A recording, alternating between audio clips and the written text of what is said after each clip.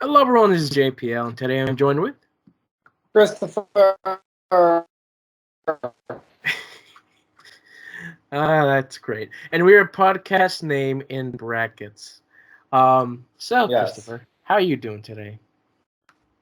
Oh man, you know what? I I have a story, and it's very short. I went to see a movie, and it was, and now like my body is like so like I hate you, Christopher. Yeah, that's what it's like right now. Yeah, I saw a movie 2 today. It was pretty Did underwhelming. you? Yeah. It What was was it like, called? I think it was like a new Spider-Man movie or something. Like it was Did just we it was see the just same movie? I I don't know. Like it was a weird movie because like there's just so many scenes where Spider-Man was just talking to things that weren't there.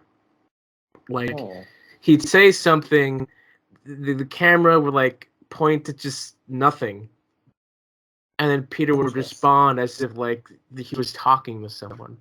I don't know. I think someone messed up and just forgot to put in the other shots, or just Hmm. it's like the Brazilian Spider-Man trailer, the Portuguese one, Yeah. where like the lizard thing happened. I guess they Uh, forgot to put in the layers, and in the movie that I saw, there was nothing.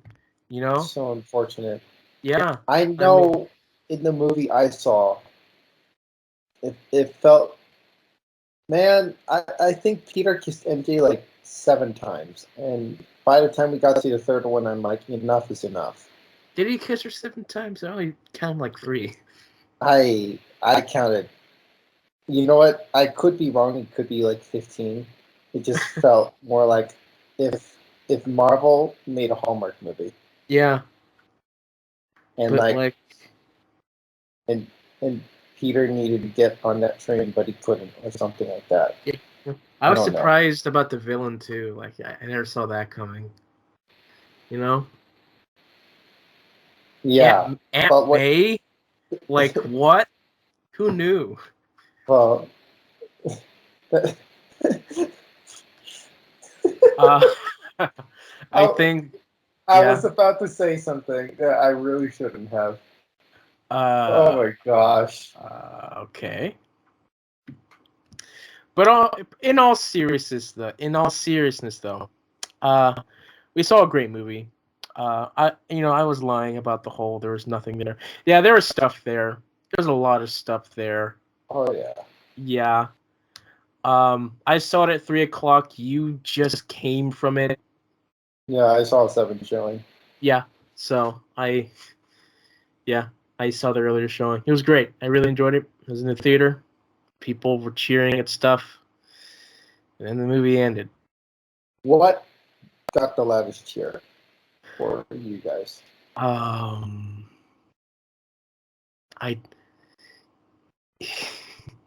Well, let's just like before we get to that, we're gonna be like, hey, everyone, this is gonna be a different episode of the podcast.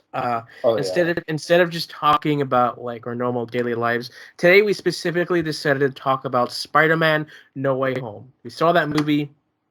These are like our immediate reactions. I Uh-huh. had some more time, but like this is you, really. Um, there's gonna be spoilers, Oh definite yeah. spoilers. Even If though if even though you got everything in this movie was leaked years ago, um, yeah, there's still some spoilers for those who were patient and just didn't do yeah. spoilers. Um, in which case, hello, welcome to our Spider-Man conversation. And we should just talk about what did you think of the film? Hmm. It was, I think the word to say was satisfactory. If I was Okay. to sum it up into one. Um just to remind people, I did not grow up watching any Marvel movie. This Mm. year was the first year I watched any Marvel movie. I went through the whole MCU. I watched the Garfield movies for the first time this year. This past week, I rewatched the Maguire and Garfield movies alongside the Holland and Venom movies. Venom for the first time. Okay. Um, and obviously want and despite not like loving the old movies, I was still really excited to see the inclusions, and I was mostly not disappointed. I think my disappointment rears near the end, and we can get to that later. Okay. Oh, okay. Yeah. The Let's see. Like I think they introduced the villains very well. Um, Mostly, yeah. so though the transition right after Saint Goblin was odd. That felt so odd. But we can get to that later. Yeah, we'll And get to that later. Yeah. the way they brought in Garfield and McGuire was amazing. Yeah. Well done. Um, and the banter between three was beautiful. Oh You know, yes. like this was very satisfying. You know what I mean? Mm-hmm. And in many ways also good in that it's amazing to see like just Peter's heart and like he put others first. Like even when he went from the beginning, what we saw in the trailers of him wanting the world to forget he's Peter Parker or that Spider-Man's Peter Parker. Um, like that wasn't him necessarily in his brain. Obviously, yes, partially, but also it was for his friends and family. That was strong in his mind. And when the villains were going to meet their demise, he didn't want them to. And then at the end with the decision he made, you know, like if it was just him, like if he was following his desires, then that wouldn't have happened. You know what I mean? Yeah. And so it's amazing to see how selfless he was. Yeah. What are your general thoughts? I really liked it. This is probably the best Tom Holland has been in these movies. His best Without a performance. doubt. Yeah, without a doubt. But it's also like it's the first Tom Holland Spider-Man movie that I didn't just not like. Mm-hmm. So before, like the past couple of days, I rewatched the Tom Holland movies, his Spider-Man movies, um, and like I didn't cringe as much, but like they're still not the best. Like they, I'm not gonna lie, rewatching Homecoming actually hurt for some reason after going after McGuire and Garfield. um, yeah, but like me, for those who don't know, me, I have like a lot of issues with the MCU. More so just how they write their movies, it's specifically how they do their comedy and stuff. I feel like it feels like a lot of the movies feel like first drafts, where it's like, yeah, this is a funny idea, let's do this. Versus, you look at the um, McGuire ones, which that you said it yourself that they felt more cinematic experiences, which Yes. is something that I really missed in the MCU. Whereas like a lot of times they don't really feel cinematic; they just feel like stuff because they're bringing comic book stuff into live action, and they found a style that makes them a lot of money. And some of that issue is still in this movie here. Yes, I will talk about that later. But overall, I really enjoyed this movie. Um, I like Tom Holland. By the end of the movie, they fixed a lot of the issues I've had with Tom Holland's Spider-Man from the very beginning. And it was like, I'm excited to see where he goes next. Because now I feel like, okay, now we're getting to Spider-Man. Like the proper Spider-Man. Yeah. Um, and it'll be interesting to see. Um, Not to interrupt, but I am. Okay. Legitimately, like, I can't remember for some other people I've been talking with, and you froze. I'm back. Yay. Okay.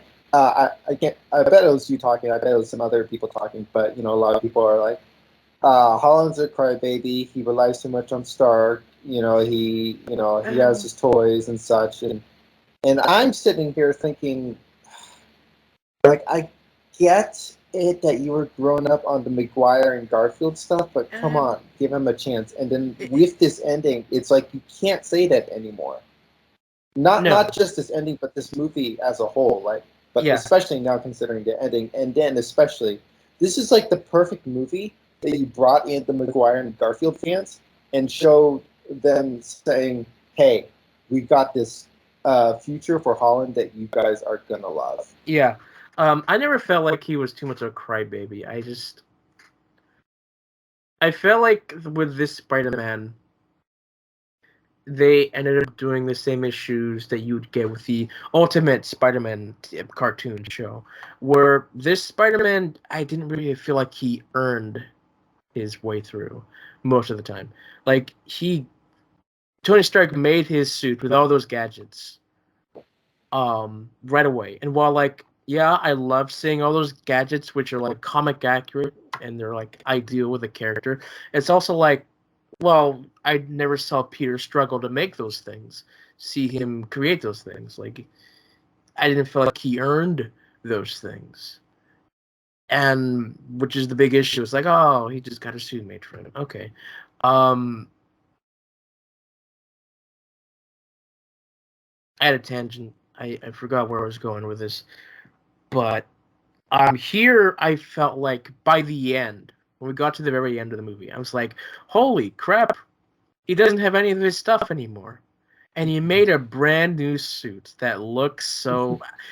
They didn't show it really, like in its full glory, because it was dark Uh-huh. out.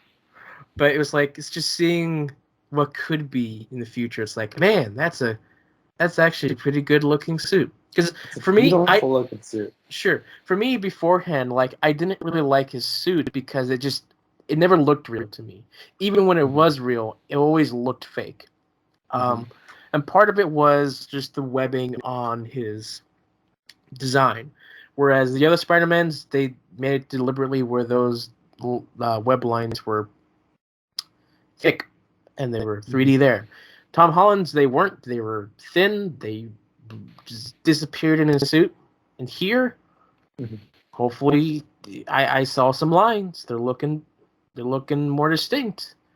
So we'll see Yeah. what I do in the future. But yeah, like I felt like he earned his right here. Like even by the second film, I didn't feel like he so much earned it because he's just granted Mm-hmm. this device that can create anything. And Mm-hmm. while yeah, we see him build his suit, it's still like, but you didn't build the technology for that. Mm-hmm. Um, but no, yeah, I'm. This is a weird thing. I don't know what I'm saying, but yeah, let's. I love how we jumped to the end, but like seriously, like it is a significant part. And again, like in an interview months ago, Tom Holland said if there's going to be another trilogy, which they have plans They are. for, he said it's going to be different tone. And with this ending, you see why. And again, like I said, it's definitely going to appeal more to the McGuire and Garfield fans. Sure. And going back to like the overall thoughts on the film, I really enjoyed it. There are some like minor issues that I have with it, like nitpicks Uh-huh. that I said on whatever I said at some other platform. I said there were some nitpicks that are important. Hmm. Yes, it still has the MCU quippy comedy that is funny the first time and then just like it's not so great other times. I'll talk about that later, Hmm. specifically when we talk about the villain's dialogue. Okay. But yeah, I really enjoyed it, and yeah, I was excited. I was not terribly disappointed. Yeah. Same. I'd say that I was satisfied. but I think I needed 1% more of something. I think actually it comes it's with 2%. Actually, 2%. For me, I feel like I didn't get enough closure with our multiverse people. Oh my gosh, yes. Yeah. Like that was my biggest issue. That's 1% of it. It's like there really needed to be one extra shot of them going back to their worlds. Like we just see Garfield just giving eggs to his Aunt May, and Toby back in his world hugging Mary Jane. It's just a quick one-shot thing, and I think there you go. I would feel totally satisfied, but we didn't get that. We just see them disappear, and it was very unceremoniously, just poof, they're gone. More than that, I guess we're going so backwards with the movie, but whatever. I have to. I want to get this out of my head. What was I've lost the point of the goal, kind of. Let me explain. So Doctor Strange wanted just to press a button and make it go bye-bye. Tom Holland wanted to cure the villains. At the end of the day, essentially both still happened. I am confused about that. Did you understand? Do you know what I mean? Sure. I mean, I felt like the goals were met. Because I'm why I don't understand why I'm so confused, but I am. Like, so let's take Doc Ock for example. Yay, he's cured, right? But he eventually was taken away, right? Yeah, was he taken away back to his fate despite being cured? You know what I mean? It's interesting. I think that they created Nexus events with this. Instead of like them going directly back to their point of the movie, because of the character changed, the universe changed because of that. That's what I hope. Because like it doesn't make much sense. It really doesn't. Because it's like, okay, well, how does this work? Mm-hmm. I mean, I guess gives us happiness that they die being fulfilled, but then they still die. Yeah, I was thinking about the Nexus event thing, which I'm not gonna lie, like due to the ending of Loki, makes me a little confused about the whole series. You know what I mean? Yeah.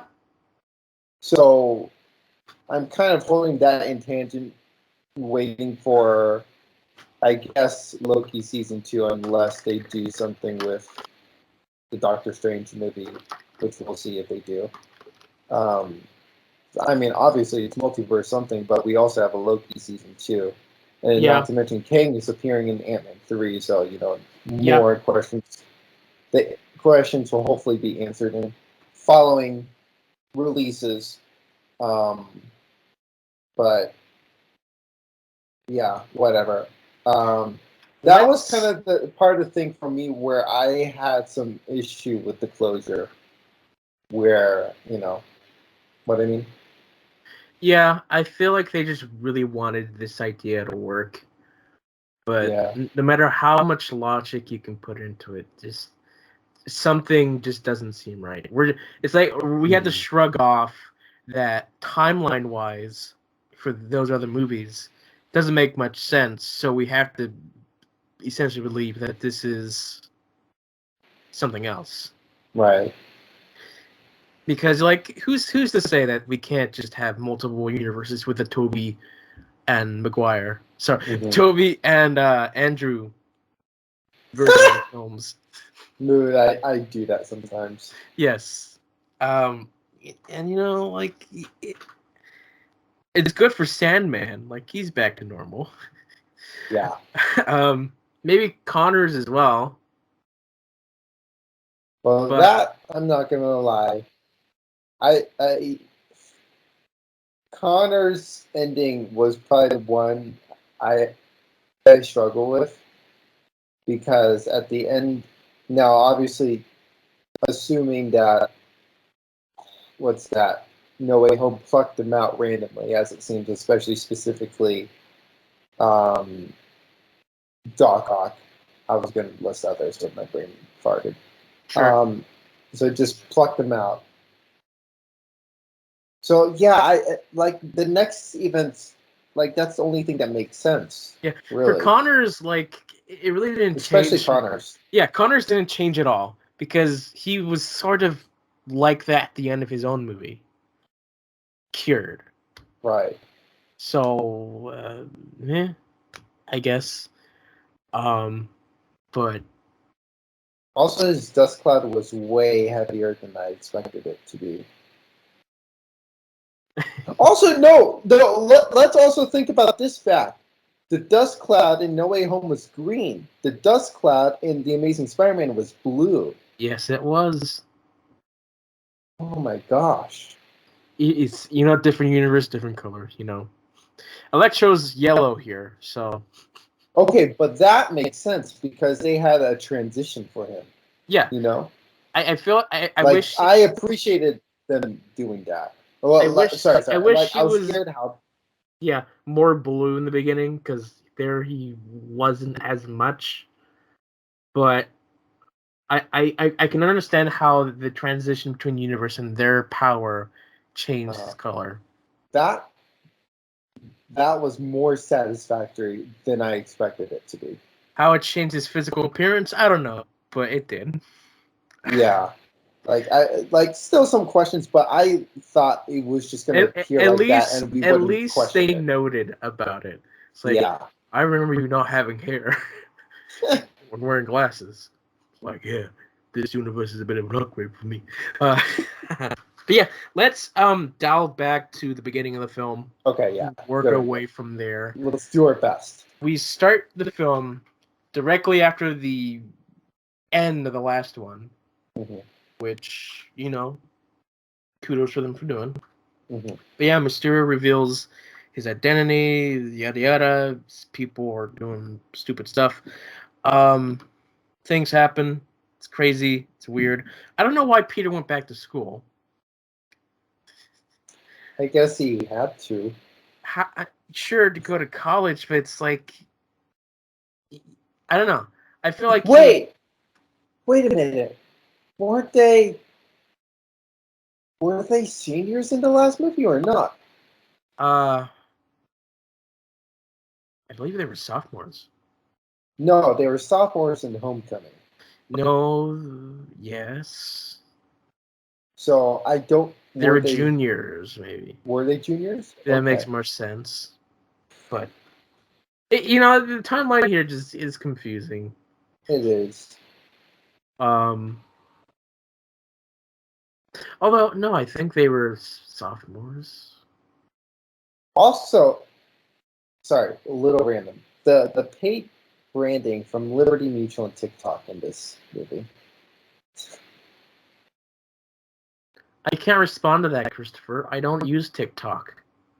No, I'm just saying, like that one time when Holland called Jonah. Is his name Jonah? Jameson? Yeah. Jameson? Whatever. Anyway, J. Jonah Jameson. And there was a shot of like, was it Times Square? And there was a TikTok and a Liberty Mutual on the billboards. That was just funny to me. Sure. Whatever. Anyways, Yeah. No. Yeah. Sure. But yeah, like, backpedal at the beginning. crazy stuff happens. They're threatened. Like, there's that opening scene with May and Happy, which is just, Uh-huh. you're just waiting for the reveal with them. It's awkward, but It was. I suppose it was necessary considering the last It film. was really interesting how like that first act was so fast paced,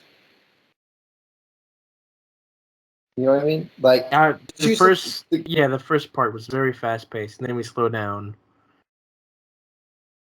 But to some degree, thankfully so, because on one end you had a lot of ground to cover, and also we didn't really want to see all that. Yeah, there was a lot of ground to cover. They had to go through and like give tribute to like their past characters, like the school people. Yeah. Yeah. Wow. Just realizing like Spider-Man, Holland's teachers were only in that one scene. They were. It's funny to think about. I'm glad they had that one scene because like it gives those actors like their due justice. But they even brought back the guy from Homecoming. That guy. The detention teacher. Yeah, that guy. Yeah. But no. Also, just we start out as well with one of the first hype moments of this movie for our crowd. Yeah. Matt Murdock, Daredevil, as his lawyer, just shows up just for one scene, but just I was happy seeing him there. Like the photo was real. A friend of mine like was telling me like all those leaked photos were fake. Like, and he's even like explaining small details, like like his legs on the table don't match his top, and I looked at it. It's like, yeah, they do. His stick is even there, and like seeing that there, so great. You didn't grow up watching his character. I did. Right. I felt so happy seeing him again. Good. Like he was such a great actor in that series, and just seeing that character come back was so nice. Even just for that one scene, obviously the audience was freaking out.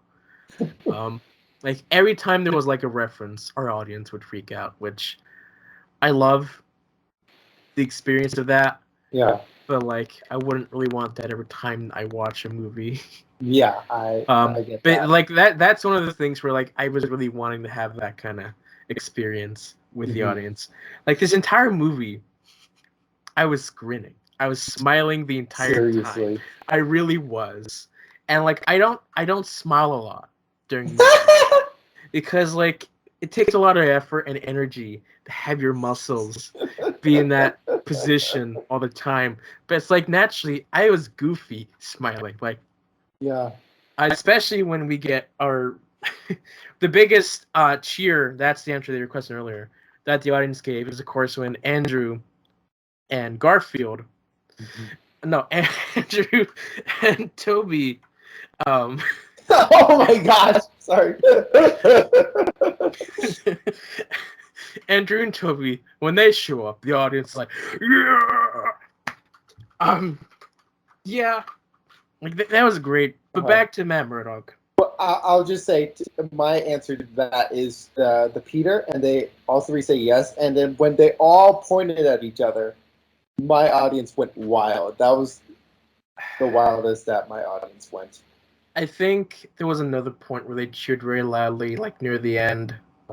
Oh yes, like when they start like teaming up officially. It's like, hey, and then they have that shot where they're all three together, like, so great. But yeah, back to Matt Murdock. Yes. I just feel so validated for just watching the show all those years ago. Yeah. So it was interesting after the movie, some people behind me were talking, and it took so much energy out of me not to jump in. But they're like, well, now I guess the Netflix shows are canon. And from what I'm seeing, they're not. They're just using the same actors.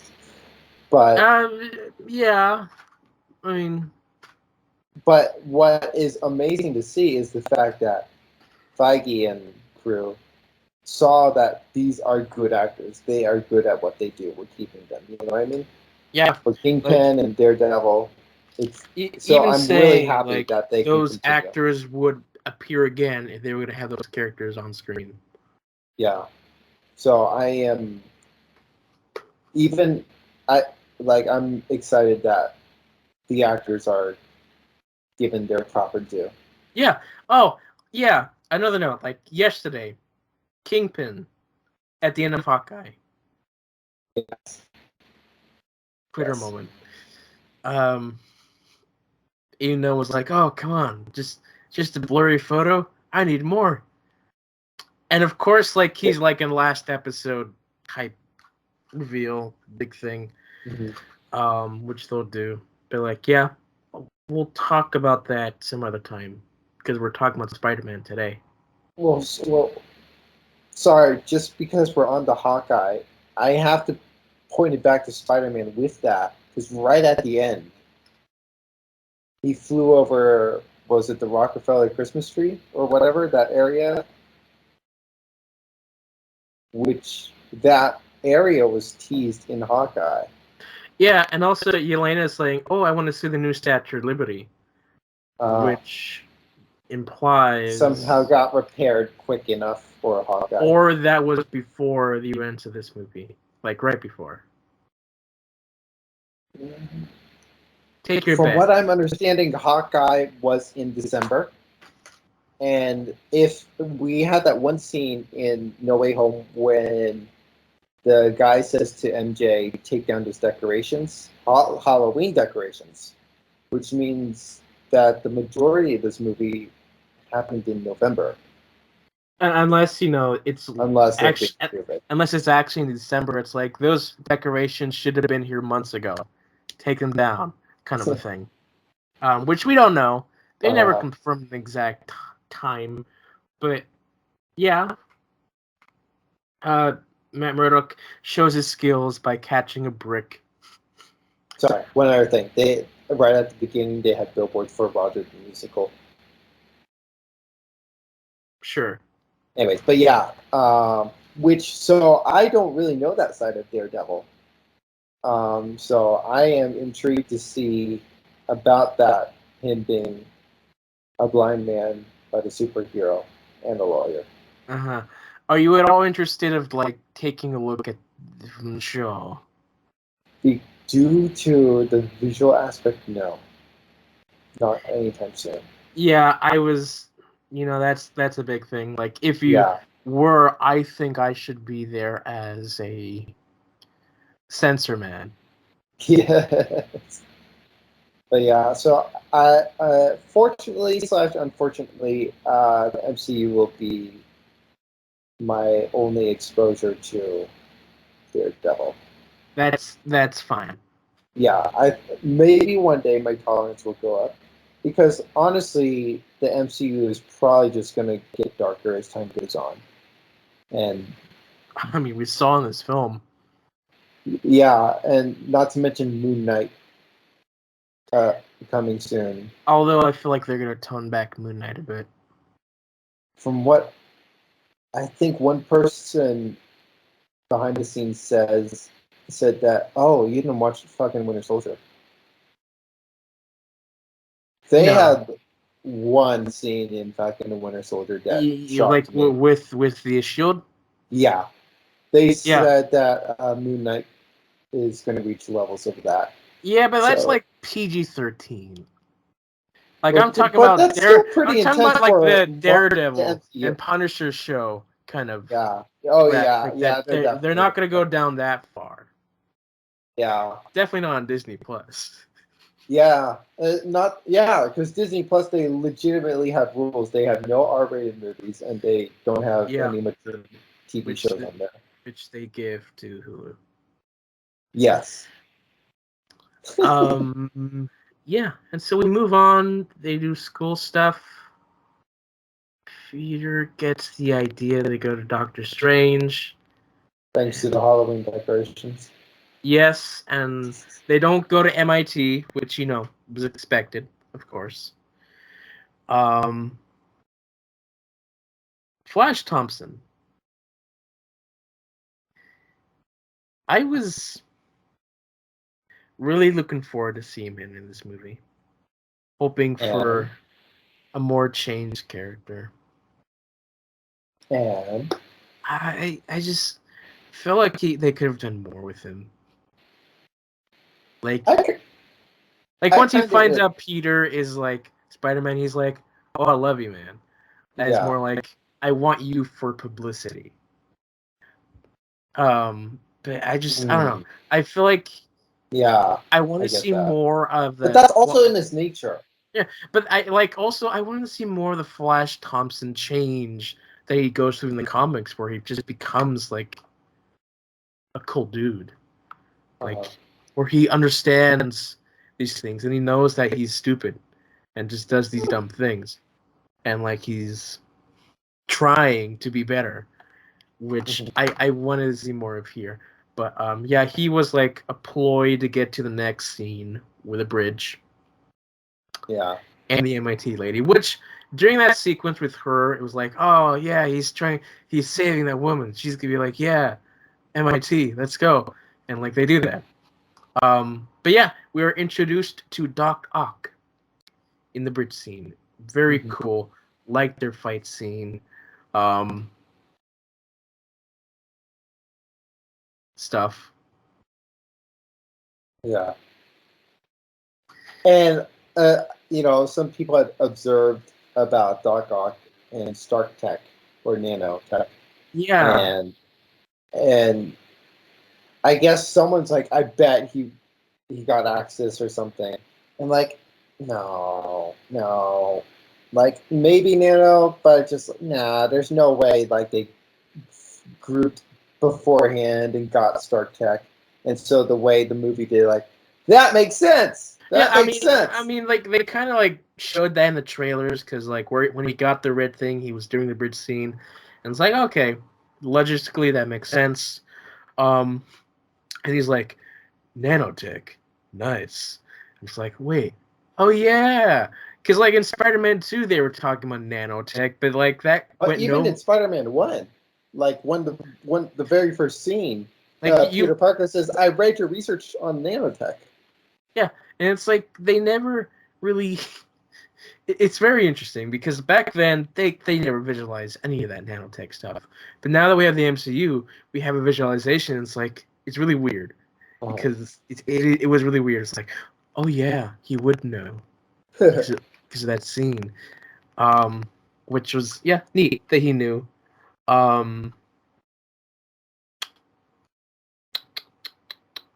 Yeah, Green Goblin shows up. Although beforehand, it's very interesting that Peter got control of the arms because of the nanotech.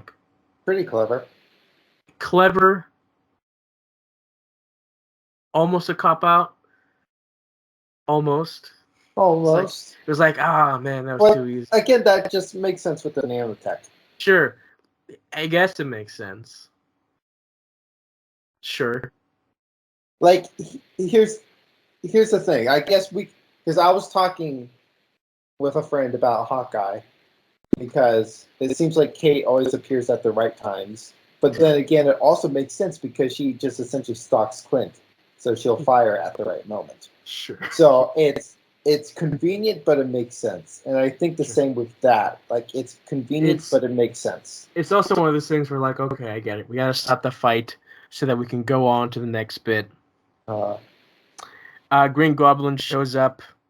Briefly. Very briefly. I was like, what? That was such a quick transition. That's like, what? That's too short.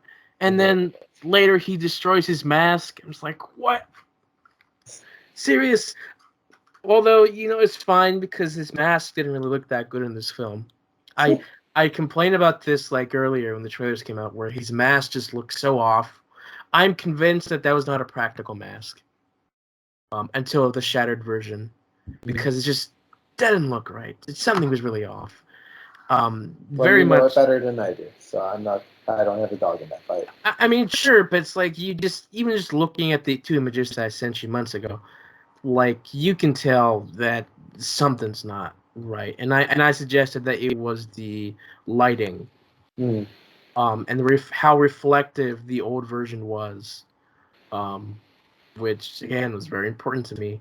I love that reflection. It looks so.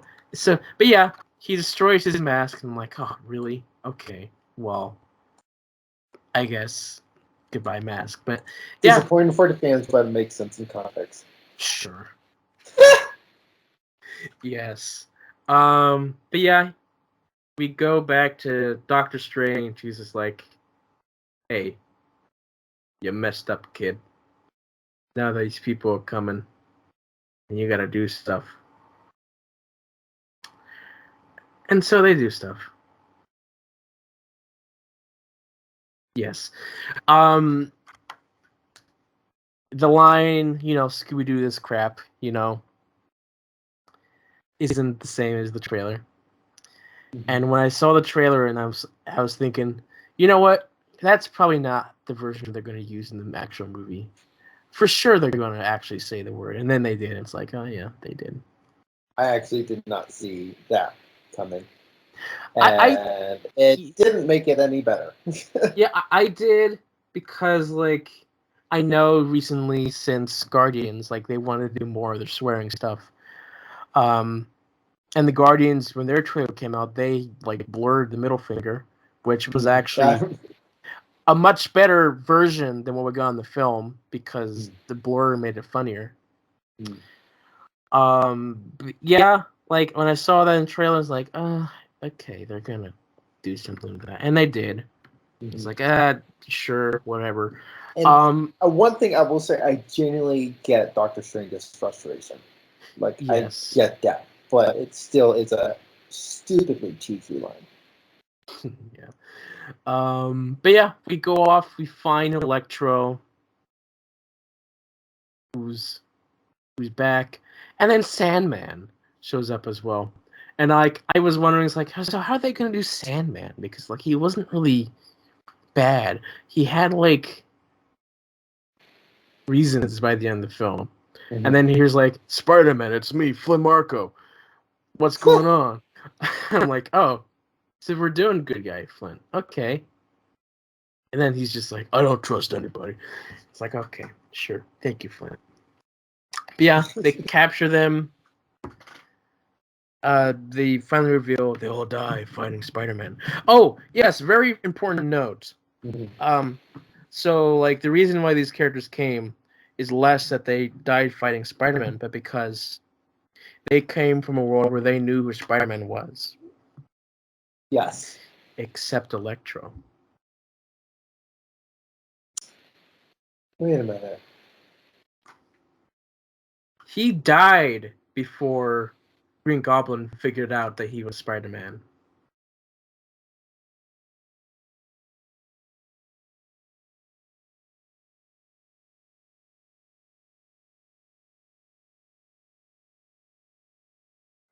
There is one unless. I cannot argue with you unless I am right on this. The one time that Harry went to Electro. No. That falls on its face. Because yeah, because Harry I don't think Harry mentioned it was Peter. No, because Harry didn't figure out until he saw Gwen there, and then he was like, right. Peter. So yeah, there's a couple little plot holes like that, where it's I suppose I'm just gonna shrug that off. Yeah, that is one, unfortunately. For the sake of having the villain, Flint Marco, kind of knowing who Peter was, sure. Whatever. Not really. He never really addressed him as Peter. Although he knew Uncle Ben, so I suppose he could make 2 and 2 together. But still, it's he didn't really know. But yeah, probably the biggest shock to me of this movie, Flint Marco and Doc Ock knowing that Norman Osborn is Green Goblin. Because Green Goblin shows up in the bridge, and Doc Ock's Norman, and I was like, oh, cool. Then I thought, wait a minute, how does he know that he was Green Goblin? Spider-Man removed the suit and just left Norman at Harry's house. He didn't really know. So how do they know?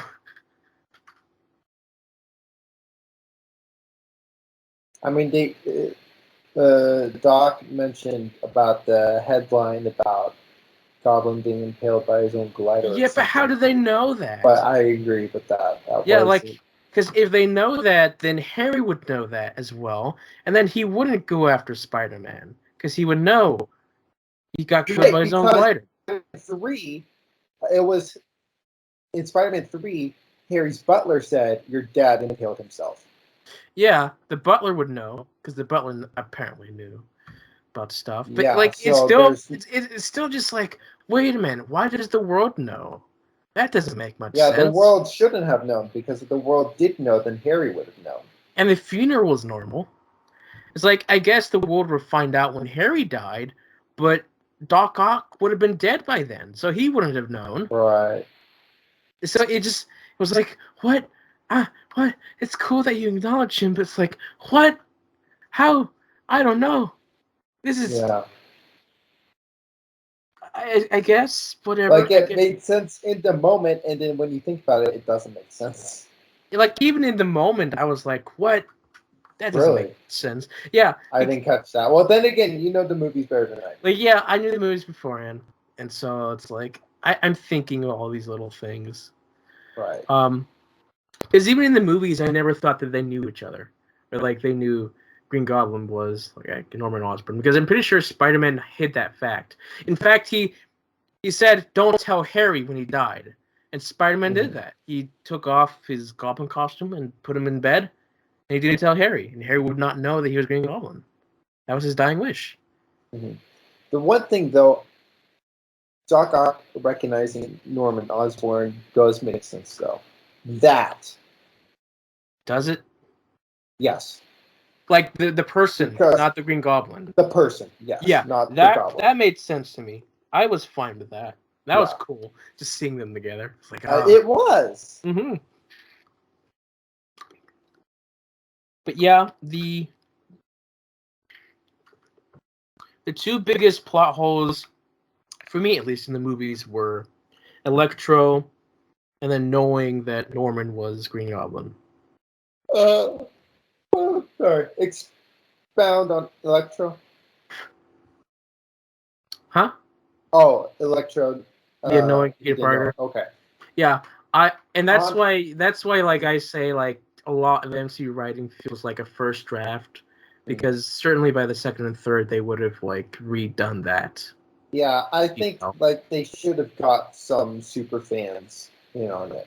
I think they do, because they didn't do a good job. Yeah, because, like, they do, like, the script readings, for, like, the script development, because CJ did the thing with Star Wars. Right. Spoilers, but seriously, like, you should get the guys from, like, Honest Trailers, How It Should Have Ended, the movie pitch guy. Like, you should get those guys in, because they see stuff. It's insane, Yeah. Like, they know their crap somehow. Yeah. But I think they just chose their people who can read the character more. And they might have not put in the fact that this Spider-Man was in there. The others, Speaking of Electro, he was the villain I was actually most excited to see. Because rewatching The Amazing Spider-Man 2, I'm like, oh my gosh, like, there's, dare I say, depth to the character. You know what I mean? Yeah. The I want to be seen. I admire his hero. Oh my gosh, now I hate him. And then I want power. Yeah, like, so good. There was so much, like, I was, like, enamored with him so much. So I was so excited to see him back in No Way Home. And honestly, I was really disappointed. Like, his arc wasn't strong enough. Disappointed, because I wasn't really like, oh, yay, Electro.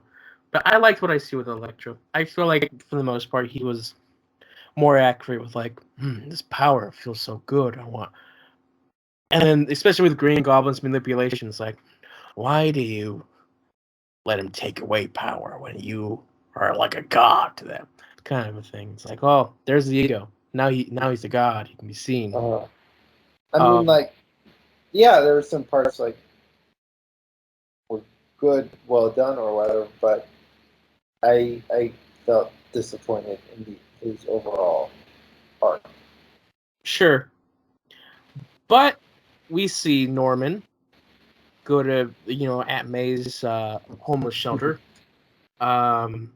which was, interesting. That was a scene I was not expecting to see. Aunt Yeah, May and Norman sitting at a table. I saw, like, I was like, what? That's interesting. Because, like, I don't think I really ever considered Norman that much of a Jekyll and Hyde type character situation. Uh-huh. Like, I always just assumed that once Goblin revealed himself to Norman just kind of went with it. Yeah. But, like, seeing this is like, huh, that's an interesting take.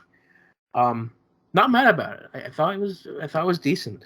Especially when he gets back to the group of people and, like, his reveal, like when he turned back to Goblin, it's like, that's so cool. Uh-huh. But yeah, I was really scared for a moment when they replaced the chip on Doc Ock. oh, I know. I legitimately thought Electro was gonna jump on Spider-Man. I was so scared. I actually thought that Goblin would have actually messed with all the technology and made him control all of them. That ran through my head too. I know. It's like, oh my gosh, are they going to do that? But then it's like, they didn't. It's like, oh, okay, a nice moment for Doc Which I'm Ock. glad they did. Him back to normal. Yeah. Although, like, him overpowering his tentacles at the end is also good too, in the old movies. But this, it's like, I forgot what it was like to not have voices in my head.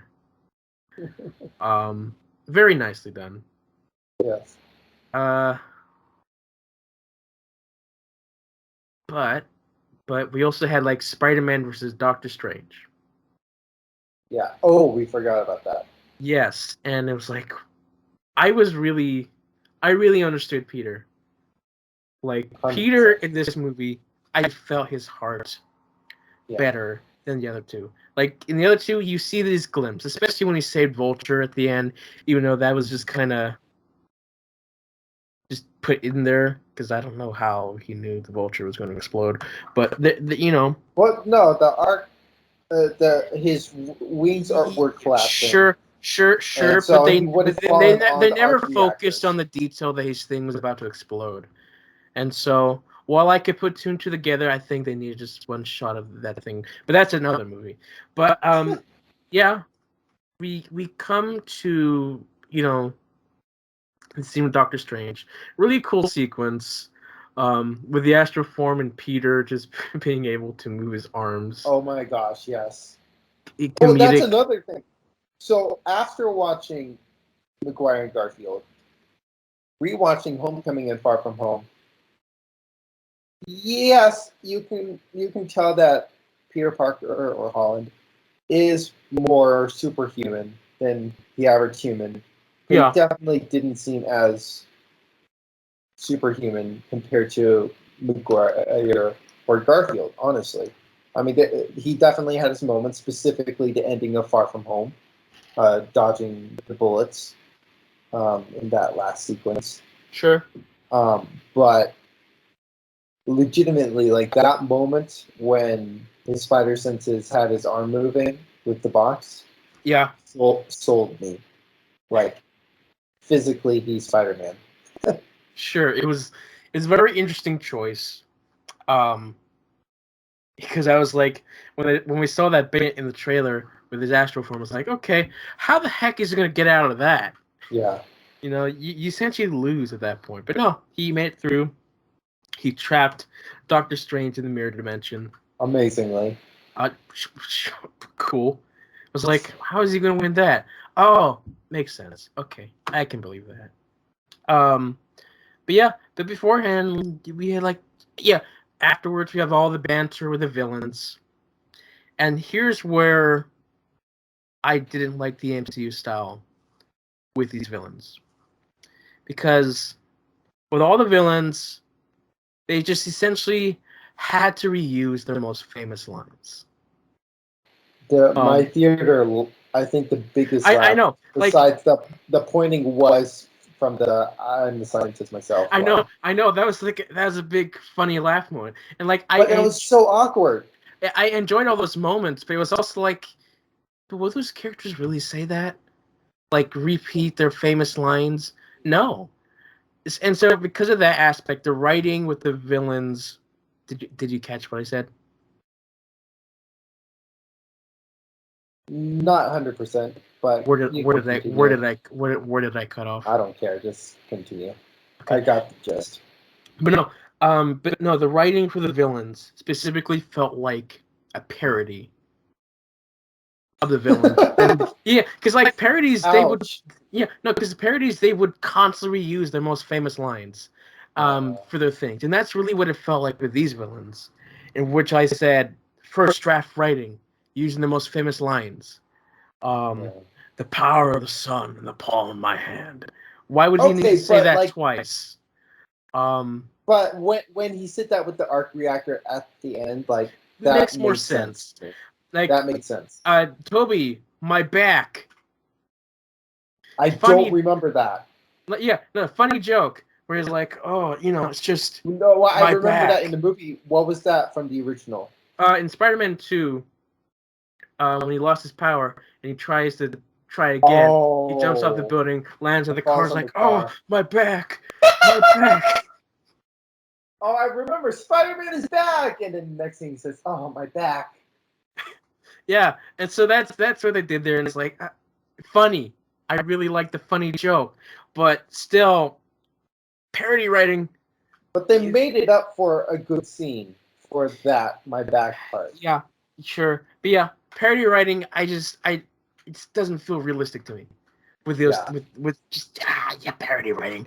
But yeah, I didn't catch them all. The only one I caught was in that scene. I'm a scientist myself. I think that was like they just had to say that. They had to, and I didn't like that. I'm something of a scientist myself. I mean, on one end, now thinking about it, it kind of makes a little sense because he's reintroducing himself to Holland, but at the same time, they had to do it, and I didn't like the fact that they had to do it. It's different context too. It's like so like a lot when they had to just repeat those lines. I was like, nitpick. I knew that they were gonna do it because like why wouldn't you? Right. But it was still like you shouldn't because you're making art and cinematic masterpiece. I will say though, the fan service of No Way Home this is subjective, but I think it's better than Endgame. Because while Endgame I felt like was smoother in many regards, it felt too much. Obviously, because also, they had so many characters. Here had like a long-term goal because like the first Spider-Man came out like almost 20 years ago. Yeah, so that's like a long time ago. No, it was.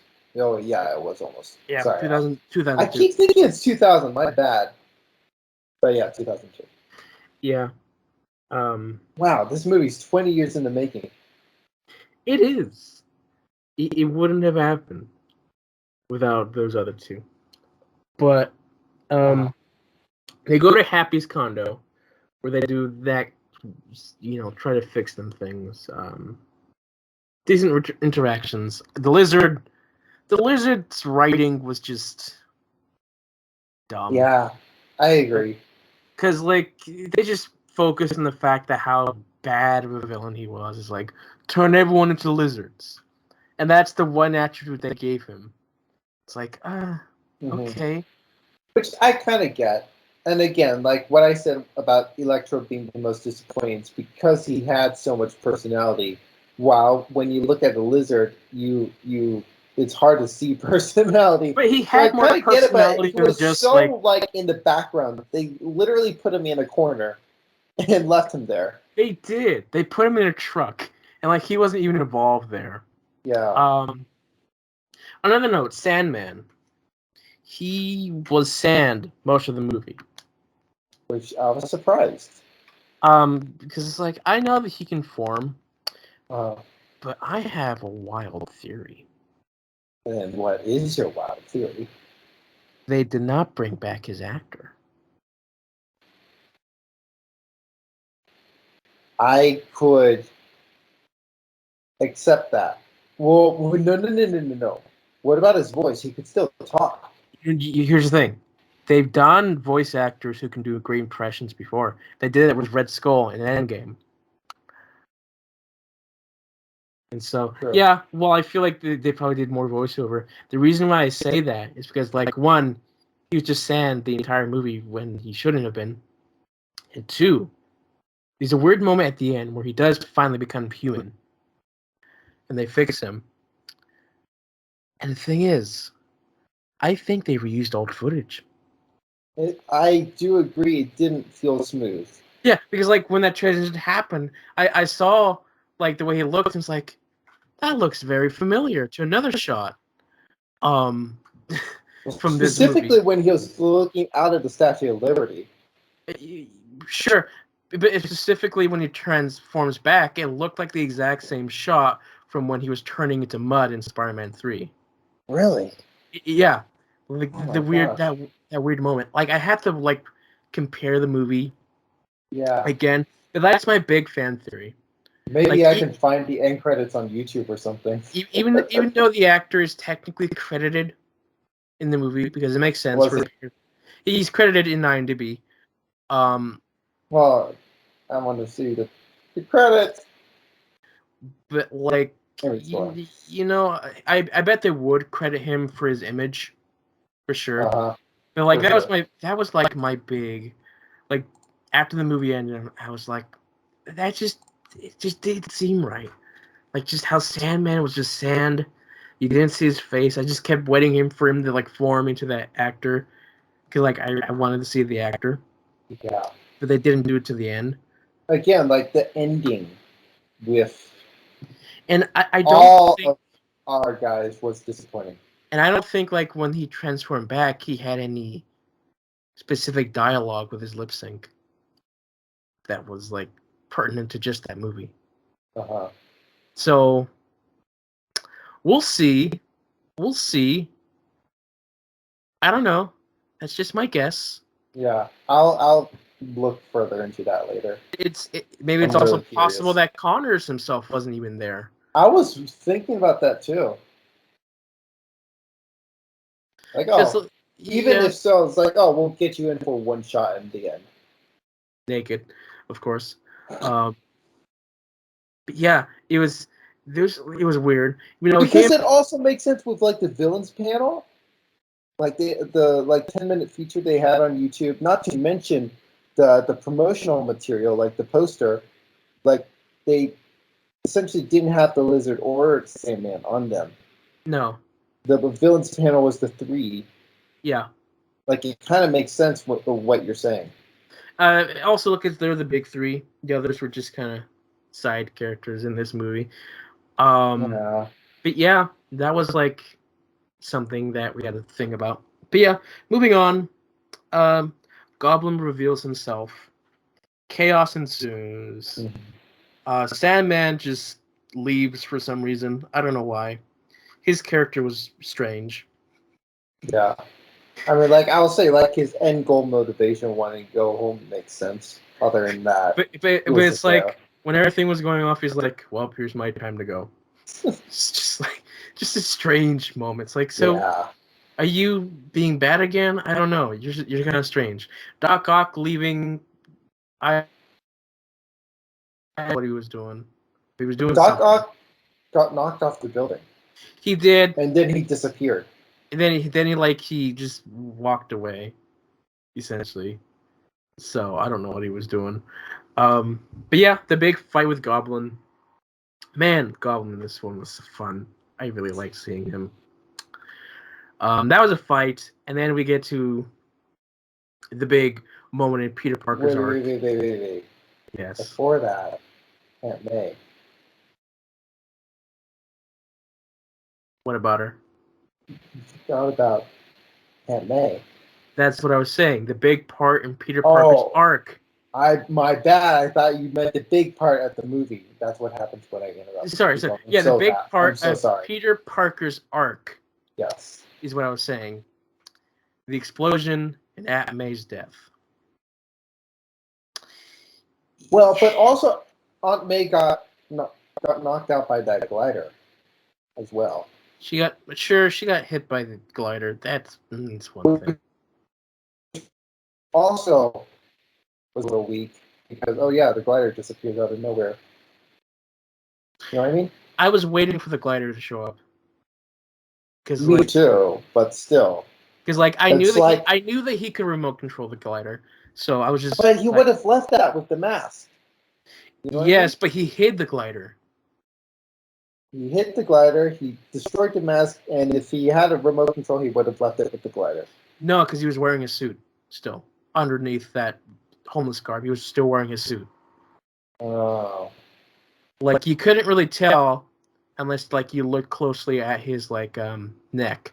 But you can see he was still wearing his suit under there. I saw green something. You're right. Yeah. And so he could call it. Yeah. Okay. Aunt May's death, which is it's one of those things that the trailers showed too much, and then the soundtrack revealed the title, and everyone was guessing at me. No, it was a fake title. Fake? Yeah. Okay. The title is called May's Death, which is true. Yeah. Like I said, the titles were more a composer's notes versus the actual title of the song. I forgot to mention that. Yes. And so because of that, I was not I wasn't surprised that she died. Yeah. But it's an interesting move, especially by the end of the movie where he has no one. But you think about it, if she was still alive, that would have made it harder for Peter to make that decision. I mean, true, he still lost MJ. For sure, yeah. So Aunt May being the Uncle Ben, they never mentioned Uncle Ben in this movie. They never mentioned Holland's Uncle Ben. No, I was so disappointed when he visited her grave that they didn't just move the camera to see that she's beside Uncle Ben. That we'll see what the what is it? Whatever the freshman year. Yeah, if they will reveal it or not. Yeah, but not one mention from Peter from Tom. Because you can argue that Aunt May never got married. I'm not talking about her flirting with Happy. I'm just saying that legitimately she could have just never married. May Parker? Yeah. But Ben Parker. Last name, surname. You could still say she was May Parker from birth. No, not if she married Ben Parker. Well, no, let's say there is no Ben Parker in this universe. There is. There is, though. We don't know. Well, there is because of What If, and 2 in the last movie. No, okay, What Ben If Parker's is not suitcase. MCU universe. He had Ben Parker's suitcase in the last movie. Wait, did he? It's this very quick one shot, but in the suitcase you have the initials BP. What? Yes, I didn't catch that when I first watched it. I watched the movie yesterday and I saw that. It's oh wow. When was this? No Way Home. When he's packing, he just grabs the suitcase. No Way Home. Far From Home. Yeah, Far From Home when he's packing. He grabs the suitcase. It zooms in on the initials and just never addresses it again. Are you kidding me? God. Okay. Now I'll just wait for the MCU to catch up on its crap. Which there's a few things that they like to slip through the cracks. The MCU will probably just ignore that. But yeah, we'll see what freshman year will do. But my God, that's a small thing that they probably should have noted on. Yeah, May dies, which was a really long scene. I don't know what the SWAT were doing, just opening fire. But yeah, I did not like the SWAT coming in. like, Spider-Man, get your hands out, or we'll shoot. And then they shoot, It's and like Spider-Man didn't even do anything. Like, Happy's like, Peter, run. Start shooting. Just trigger Happy people. I don't know. Very strange.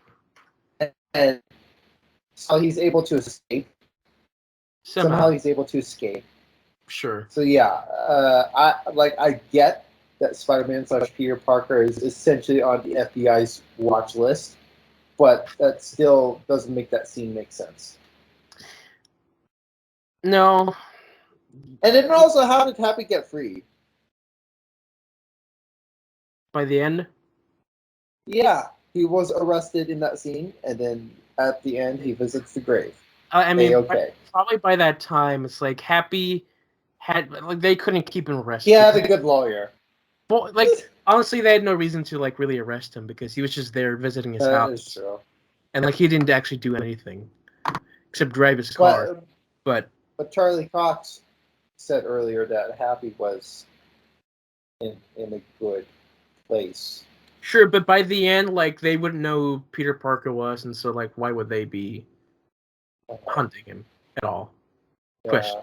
So, you know, it's like, who's this guy? Well, like, why is he here? I don't know. We arrested him because of something. Yeah. Just you can go. That's not really that big of a deal. But yeah, that's a good point. He has this emotional moment, and then we get to the big part of the scene. Which I will say, it felt like they made it work out, but the way how it intertwined with Aunt May's death, I know, was weird because you had an emotional moment, then you had the biggest moment, and then you went back to emotional. Which again, that third part where they tied it all together worked out well, but it was really weird because I was teared up. I knew it was going to happen. Yeah, my eyes were watery there too. But yeah, that's another thing about this movie. Like my eyes were like really watery. I had some tears. I wasn't sobbing, but it's like just watery, tears coming down a couple of times. Just rare. That's a rare thing to happen, and I was just like, yeah, great movie. But yeah, the big moment of the movie, everyone applause. Just we have those two characters. There's one thing though, Ned. What about Ned? Ned doing the portal rings. It's like, he just does it. Like he got the sling ring. Sure, he struggles, but he got it. But it's also like, wow, that really undermines Doctor Strange, when he was first starting. It does, because Doctor Strange had to do it for survival, or he would have died. Exactly. The point is desperation. Sure, it was like desperation and focus. Half exploded. They were desperate to talk to Peter Parker, so he's like, I have to talk to him, or else MJ is going to send everyone home. So he. But also that's the first time he was trying to open a portal. Steven, he struggled, and I just feel like it's one of those things where they had to get this thing going along, and they just did. I disagree. No. It's definitely again in Doctor Strange, Stephen had no motivation until he was taken out to Winter Wonderland, and then he had motivation. I wouldn't even say that. He wasn't. He was still trying, but he was like there was nothing to urge him on. Well, he was saying, I can't do this because of my weakness, which wasn't true. And then they gave him the desperation. He was distracted, like you said, had no focus. And here it was just. He had focus. It's not the biggest nitpick in the world, but it's one of those things where it's like, I don't know if I would do that.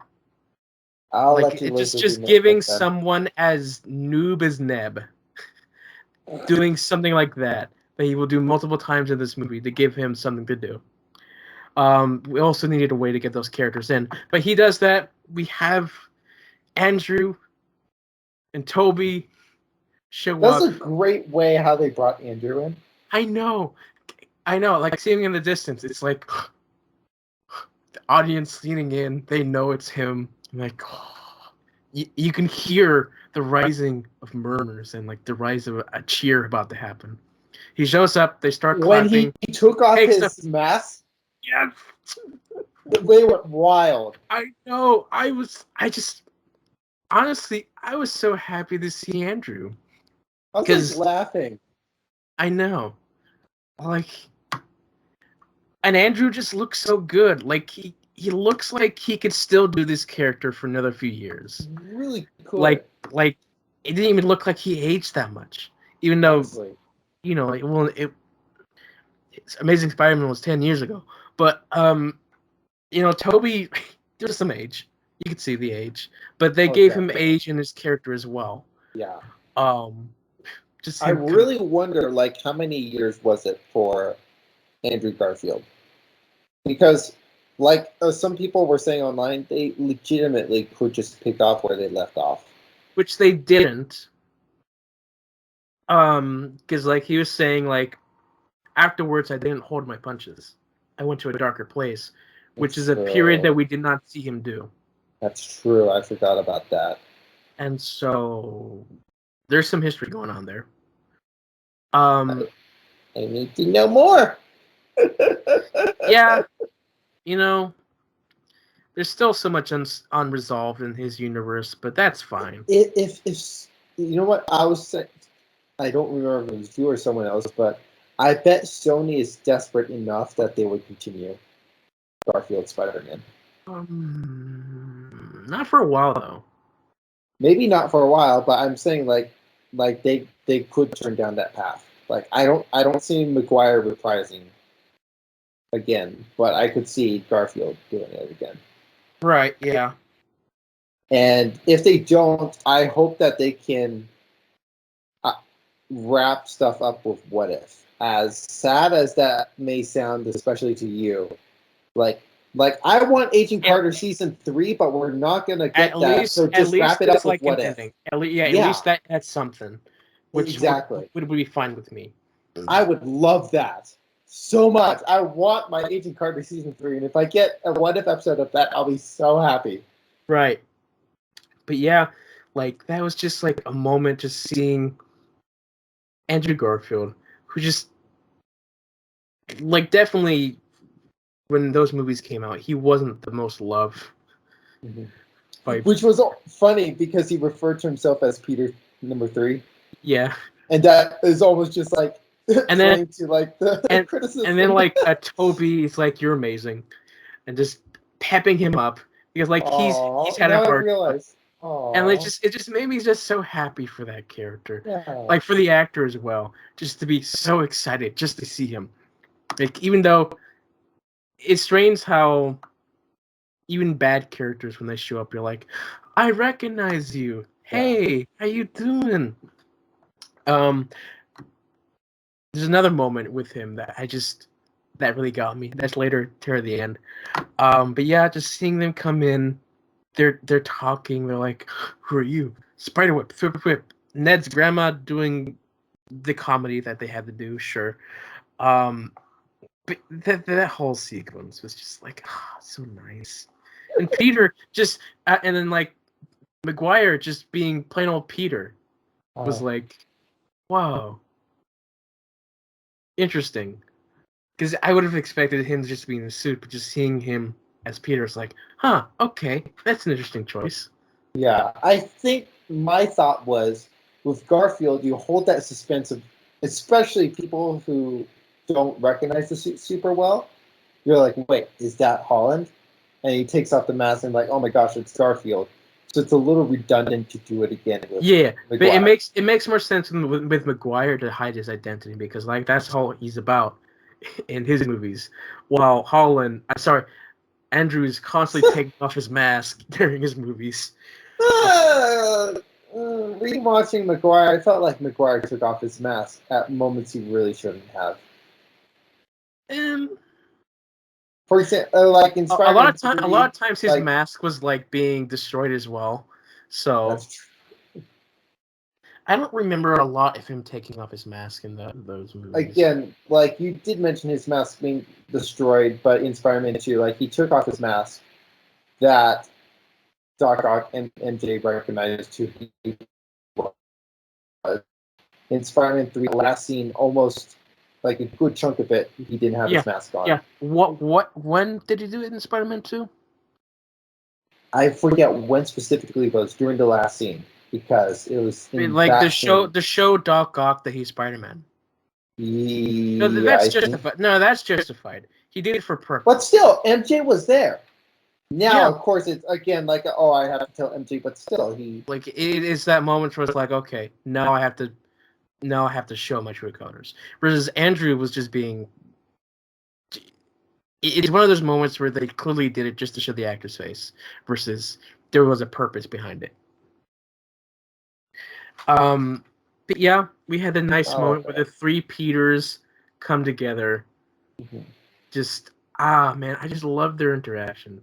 They're talking about their experience as well, and like, hey, we lost. The three of them together went so much better together than I would have ever imagined. I know, like that's why I was just smiling so much because their chemistry was just so much fun. I just loved them. I just hate the fact that they didn't get more screen time together. Honestly, I would have gone for a few more minutes of them bantering together. Sure, but the movie had to get going. It had to, but still, like Like they're just like trying to figure out like how they're different. You know what I mean? Yeah. Like it was beautiful. Yeah. Yeah. There was no. Of Let's course, hope for a bunch of deleted scenes. if they did, maybe one of them is just pizza time. Because that's like one of the most iconic lines with Toby. Oh my gosh. It's pizza time. You know what? That's really interesting to think about is that they didn't. Because Maguire has so many. His movies have so many memeable moments. Yes. That I'm surprised and, for your sake, thankful that they didn't overdo it with him. In fact, barely any at all. Except for my back, but that was just but the interaction with him and Andrew was just so fun. That almost felt like a behind-the-scenes video. It was beautiful. I know. And just seeing that shot with Andrew with his arm up, like the leaked one, it's like, finally. I know, there's right? that scene. A little gasp from the audience. Yeah, like. There's also the one scene when the three of them look at it in a direction I forget who they were talking to. Might have been Electro, but was the lead shot that was with a Daredevil.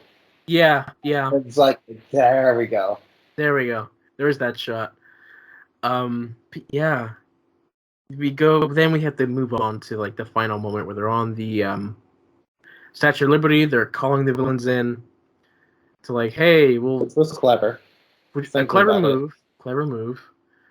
And of course, they've developed cures somehow, very quickly. Very quickly. I was surprised how quick. But also, again, like what Maguire said, like he had been meditating how he could have cured Norman. So, like, I can get Lizard. I can get Green Goblin and Electro because they were working on that.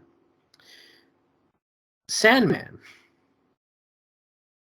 Now that, like, you essentially would have to reverse what got him to be Sandman. I know, and like when he was like being drawn by Sandman, was like, "Oh, give me the cure." It's like, "What cure? Sandman? What? We're working on this? I don't know. I thought he was fine. I didn't think he needed that, but okay, that makes sense." Well, I guess as a person, like, sure, it would be nice to have your body back. Yes, but yeah, they developed that very quickly. They did. And I like that it wasn't just a serum; it was like a thingy of light that they did. Yeah, that I will say, like, despite the fact that it's a little weird, it also makes sense at the same time. Yeah, like they all had so unique, different cures. I will say it's a bit convenient that Electro's one just worked so quickly when they established that it took a little bit longer. But sure, they added an attachment to it. But, it's bullcrap, really. But that's fine. We had to end this movie somehow. But yeah, they had their iconic fight on the bridge. The thing I just really liked so much was just Andrew as Spider-Man and his banter with Max. It was like, wow, like that just feels so natural. That really worked. I will say, initially when the first, like at the beginning of that scene, when the three Spideys were doing their thing, I legitimately had a hard time telling apart Maguire and Garfield. Oh yeah, especially with their suits. Yeah, and especially it was also hard even pinpointing Holland at times. And the lighting as well. That was an issue. And not gonna lie, I was shocked how similarly all three sounded, especially when suited up. Except for Garfield, I could tell it was Garfield because I had a little hard time. It's because Garfield does like this accent type thing that he does when he's Spider-Man. Mm-hmm. And you can tell there's personality that he does extra with his Spider-Man that I could tell. But yeah, the others, sure. It's like, is that Toby? He's not as young. He's not as young sounding as he was.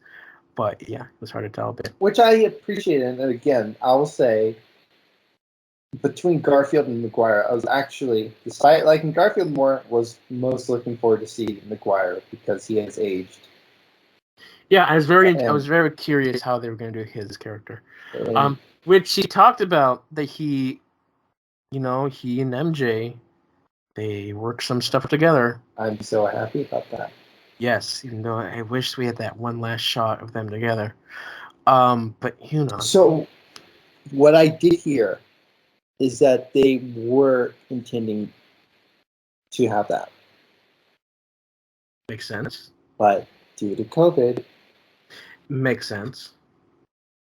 I will argue I'm not 100% sure if it makes sense because that still could have been a last minute reshooting thing. It could be like an actress type thing. Well, the actress herself said she would have loved to reprise the role. So she was, if they did a Spider-Man 4, so she would have been down for this. Yeah. So I don't know. Something happened. For me, it wasn't a big deal. It would have been nice, but it wasn't a big deal. Imagine if they filmed it, but they cut it. I would be. Well, you know what? Hey, if we got it for deleted scenes, at least we got something. Yeah, at least we got something. Because that's how I feel about the I don't know if you saw this one, but for Endgame, they had, in Infinity War when Thanos snapped, he's in that red world. I forget what they called it. Yeah. He talks to Gamora. They recorded that scene with Tony Stark as he talks to an older Morgan Stark. And yes, I would agree that it does not flow as well in the movie, but it's an incredible scene. So who would Hulk talk to? Natasha. Okay. But that would be so weird. Yeah. Because that they never resolved that story well. No. Like here's the thing. Like, yes, I wasn't crazy about the two's relationship in Ultron, but if they would have continued it properly, I would have been okay with it. But they didn't. They dropped the ball on that so hard. I can't accept it. Moving on. They do their fights. Okay, question about Holland and Goblin at the end. Was Holland trying to, dare I say, neutralize Goblin, or was he actually so anger-filled that he wanted to kill Goblin? Because his face looked so determined like he did in that one scene when like he literally said, "No, I'm gonna kill you myself," which very interesting. I thought that was like a surprising moment when they were doing that. It's like, so what caused that? Because like, yeah, his thing with Aunt May, but Aunt May said the thing, and then he had his conversation with the other two. But it also makes some sense, like especially Guire, like chasing down the killer in the first movie. Like you just like have pure rage, and since you have the power, you want to use it against. That was his moment. And it's like I like Toby and Andrew's look at each other. It's like, yeah, we gotta stop this. Yeah. But now beforehand, we have the MJ moment when her falling down. Yes. I'm sorry. Like even though I feel like Peter could just shot his web, which he did in Homecoming when she was going down the elevator shaft. Yeah, that was Liz though. Like yes. Sure. MJ wasn't in the building, actually. Yeah, sorry. Yeah, it was the girl he liked, essentially. Which also, fun fact, there was one scene, one quick shot of when one character, might have been Holland, runs by a magazine stack, and there's a bunch of People magazines. Liz's face is on them. Okay. So that was something I personally. Everyone was like, "Oh my gosh, what would have been Flash's reaction to seeing that it was Peter Parker all along?" I want to see what Liz's reaction would have been. You know what I mean? Sure. That would be like an interesting one shot. Going back to that, like I was wondering, so where's the struggle there? Like he can clearly catch her, and then they gave us like, oh, Goblin Cat caught him. Like, oh, okay, that makes sense. Yeah. But yeah, the big moment with Andrew, which I really wanted. You spoiled it for me, but I'm sorry. It's fine. Even still, like I was still so happy to see it, but like the thing that really made me like more teary-eyed is like his reaction afterwards. His face broke me. I know. Like I wasn't expecting his face. Like I just expected like a quick moment where he caught her, and that would be it. The audience would like cheer. But just his face was like, wow, they actually did something with this. That was like top tier right there. I know. I'm so glad that they did that. Because it's like it's redemption and we see that for him. Yes. I felt so bad and I was like, oh my gosh, Andrew, I love you. poor man. Oh, seriously. I know. I'm almost gonna cry thinking about it. Teary moments for sure. Oh my gosh. Then we go on to the final fight with like Goblin and Peter. Brutal, cool. Mm-hmm. Kind of missed the mask, but that's okay. Goblin being Gobbly. Then Toby stops Holland from stabbing Goblin with his own glider. I think the biggest shock as well was also just Goblin stabbing Toby. It was like, what? No, they're not going to kill Toby. Like, they wouldn't dare. And they didn't. They just shrugged it off. It's like, I've been stabbed before, you know. Yeah, I wasn't really happy. Yeah. Because again, that I didn't get proper closure with that. No. Also, when did he get stabbed? To call back to the first movie. With like the little things, but that's not the same as being impaled with the knife in his back. It's enough to be a callback to freak the audience out. Fan service in a weird way. Mm-hmm. But they do that. Oh yeah, Strange comes back at some point, but that doesn't matter. They defeat Goblin. Strange is like, hey, they're coming through. And then we see all these silhouettes of like other villains. And it's like I saw the Rhino. I saw Scorpion. He's another villain.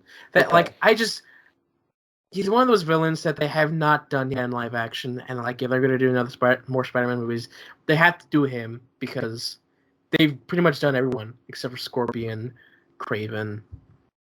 I heard that No Way Home was originally going to be a Craven movie. I know. I'm pretty sure that was the case until other stuff happens. But then I'm glad it went the way it did. We never had Black Cat before, which is like, you don't know this character, but I know of the character. Yeah, I know she was set up in Amazing Spider-Man 2. I'm very surprised that they'd never done her before in live action. Cause like, yeah, let's hope we get her in the college trilogy. Yeah, like she's a character. She's one of those characters like Catwoman. Catwoman they keep bringing back for stuff, but Black Cat, no, never done her yet. So that would be interesting to see if they ever do her. But yeah, I was kind of disappointed with that. Like, oh, just silhouettes. We don't have to see anything coming through. Okay, well. I was kind of. I know. I was wanting just to see more, but like I understood. Like they already did so much. They just have to finish this movie.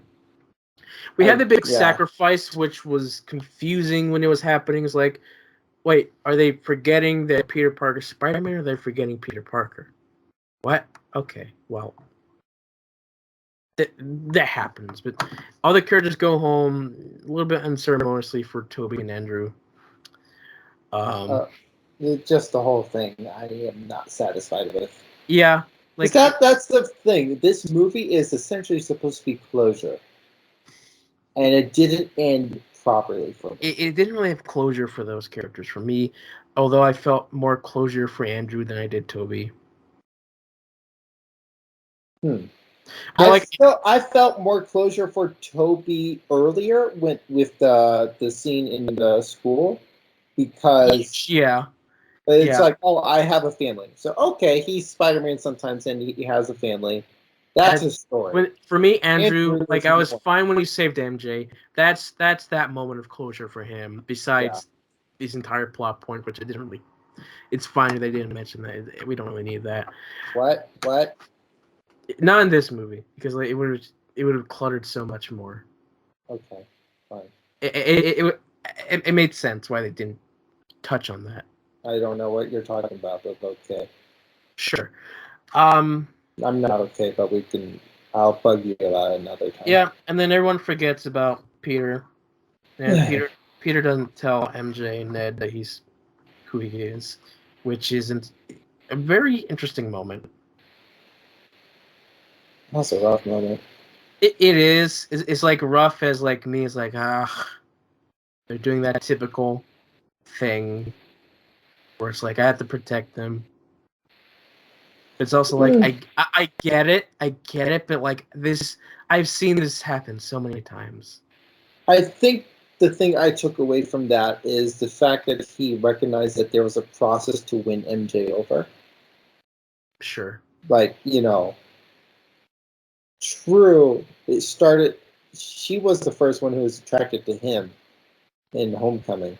Yeah. But it was still, he's in Far From Home, he still had to go through a process. And I think it makes sense, because if you go up to the girl and say, God told me you're going to be my wife, how's the girl going to react?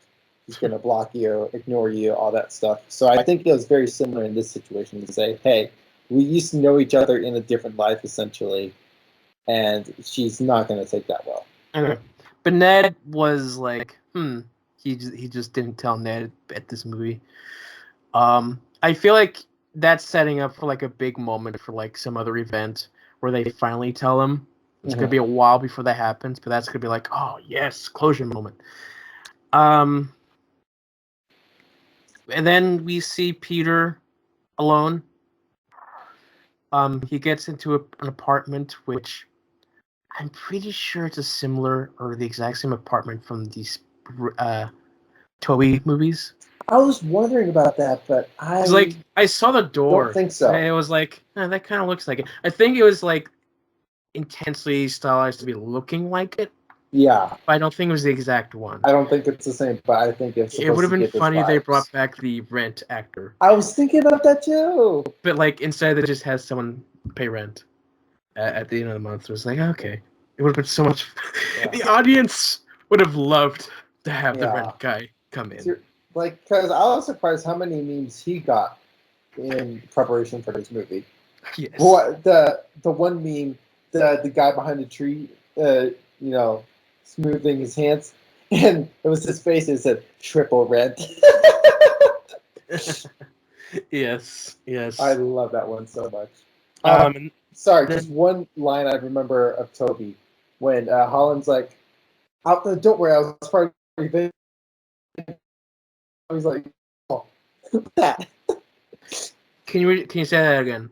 Yeah, when Holland's like, "Don't worry, I was part of the Avengers," and Toby's like, "Oh yeah, cool. Wait, what's that?" That was beautiful. Just like the thrill of the moment, and he realized he didn't know what it was. Yes, and then we end with like Peter. I never fought an alien. Sorry. Yeah, great moments. We end with Peter. He's like building his new life as a Spider-Man. We get a glimpse of a new suit that looks very promising. It's beautiful. I don't like what's gonna happen now with college with him. Like I said, I think this is going to be a good turn for. Like, does he have transcripts? The character and the fans. Does the high school remember he exists? Oh no, I didn't think about that. I know. And like, so was like the textbooks he had like a sign that he's going to take a GED test to prove that he knows stuff, and then he's going to go to college because of that.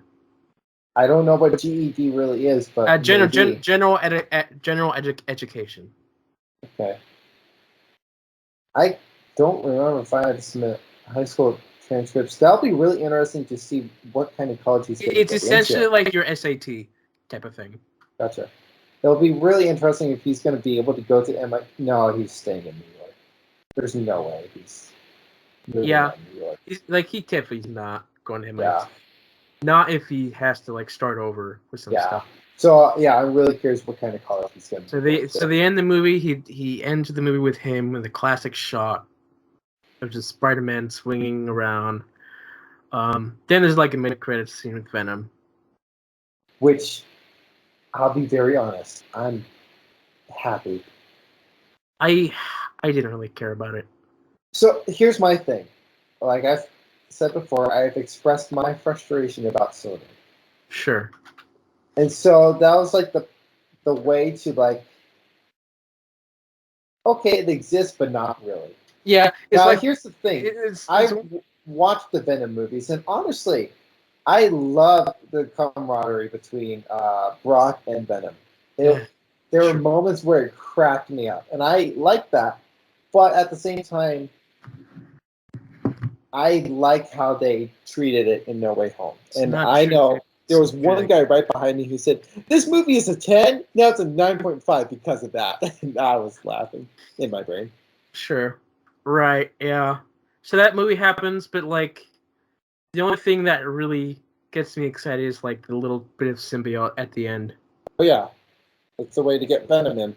It's like although they could just do it naturally, where Venom exists in that universe in space. But they didn't. No, they have a reason to have that those characters there. Yeah. It happened, but yeah. Seriously, I. Here's the thing. Like, I know a lot of people are going to be happy with the movie, but the two things that obviously I feel like are going to be generally mixed is, Peter's decision to go with, it was a different spell, but the spell. Okay. Because I feel like some people are going to be, there are going to be some people, namely the Maguire and Garfield fans, who are going to be, yes, we're going to enter in the stage for the Holland Spider-Man movies. And there are going to be some people who are going to be more or less emotionally broken. So my mother, that they're not going to be accepted. I'm going to like take a guess. My mother's going to be like, "What? That's a stupid decision. Just tell them." Yeah. And then the Venom thing, I know, is going to disappoint many, many people. Like Venom fans who want to see more Venom. Movie.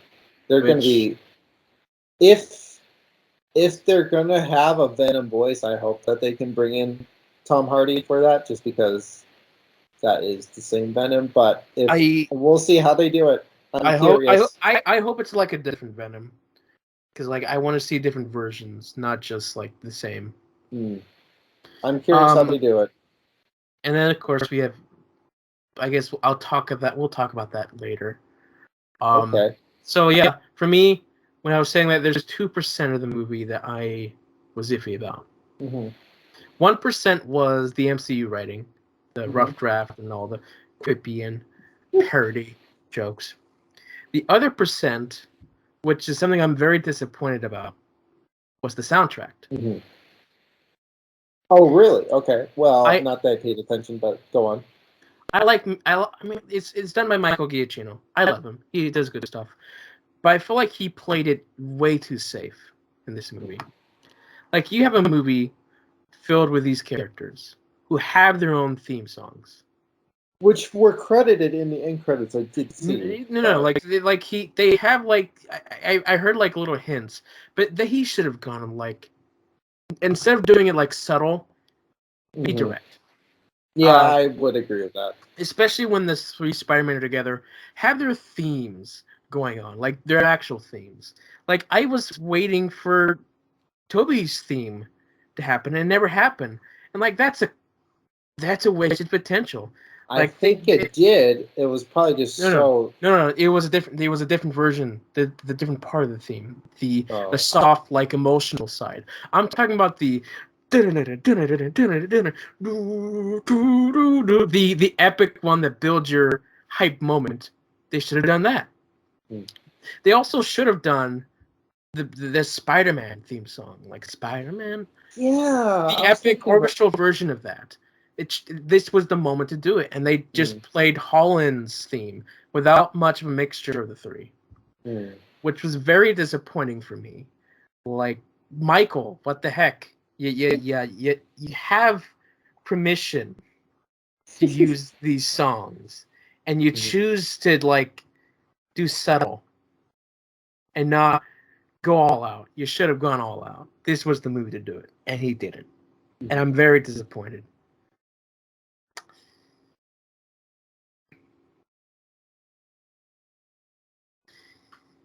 Because I love those themes, and they're really good. They're really good themes. I'm not to say that Holland's is bad. It's just, no, I get it. You want more. That theme was used the entire movie, like to make like the grand finale, to get the audience going. You use the other songs as well. Right. That's to do it. John Williams knows this when he does Star Wars. Michael Giacchino should know this as well. Anyway, we have like the final end credits scene, which teases Doctor Strange and the Multiverse of Madness, which was a trailer. Yes. I'm not gonna lie, it was very underwhelming for me. Because everyone wanted a scene, you know? Like, not so much a scene, the actual trailer itself was very underwhelming. It's like, okay, and then we finally get the dark version of Doctor Strange at the end of the trailer. It's like, okay, now you got me. But everything else was like, Wanda, yeah, I knew this. Looks so bland. Then we got Evil Doctor Strange. Okay, that's cool. What else? I don't know.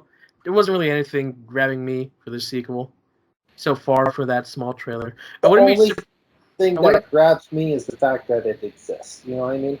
Yes. I don't know if this is just like something that they're doing for the release of the movie, and they'll change anything for when it comes out on DVD or not. I doubt it, but they could. I mean, like I said, the teaser for the Avengers is still attached to Captain America: First Avenger on Disney Plus. Yeah. And watching Venom, the Into the Spider-Verse thing was still attached to it. Yeah. Yeah, it was. You know, you had to tease the movie some way, and I guess, like, I don't know. to make it more epic, it's just to show more footage with all these characters. I think also another thing is thinking about it, like it's a little hard to do an end credits scene of Doctor Strange because now he doesn't remember Peter Parker. Sure. So maybe he remembered doing a spell, but he can't remember the details of the spell. Sure. So if it would be too nuanced for an end credits scene. Right. You could do it in a movie, but not for an end credits It's like scene. they probably had like a hard time figuring out what to do without making it just pathetic. So at least they did something. They did something. I'm fine. I'm fine with like trailer because you get more footage. And I think also again like this was the movie to do it. Not like I said, you have not to mention like you introduced a new stage for Holland, but also you introduced this new movie to people, saying, "Oh yeah, you thought this was big? We probably got even bigger coming for you." Right. Like I hope that there's more exciting stuff for Doctor Strange. I personally believe Because you were talking about the X-Men. Yeah. I would love that. Yeah, I mean, just even from the looks of the trailer, like, I think Multiverse of Madness is going to be a bigger movie. We'll see. We'll have to wait till like they have more stuff to show. I mean, like, we have that trailer. We have Wanda. We have this new superhero, America, don't know the last name. We have evil Doctor Strange from What If. Maybe, I might be wrong. But probably. I don't know. And then the previz leaks of Dr. X. Like, you've got a ridiculous movie on your hands. What, you know what previous leaks? There's a previz leak of Wanda fighting Dr. X. Okay. Okay. We'll see. We'll see. We'll have to wait for more leaks. But yeah, we'll see. Because I legitimately wonder are they going to try to do with Multiverse of Madness what they couldn't do with No Way Home in the marketing? Maybe. Because, I mean, this week Colin said that for the marketing No Way Home, their plan was to make it look like a civil war between Doctor Strange and Tom Holland, and to keep even the villains a secret. But obviously, Jamie Foxx and Alfred, goofed. It was funny. I was rereading the Alfred interview. He said, "Oh, they said not to talk about it during production," and he took that as during while he's recording his scenes. Oh my gosh. But yeah, so we'll see what will happen with Multiverse of Madness. I'm glad though that they did like goofed, because if they didn't, I don't know if I would have seen it today. Yeah, I agree. Because if it was just like a civil war between those two characters, I wouldn't have cared. It wouldn't have looked interesting at all. No. Definitely everyone would be more hyped in the theater, but at the same time, even if it wasn't for the actors goofing, we had so many leaks. We even had rumors of the two Spider-Men signing on. So just imagine. I had to say something.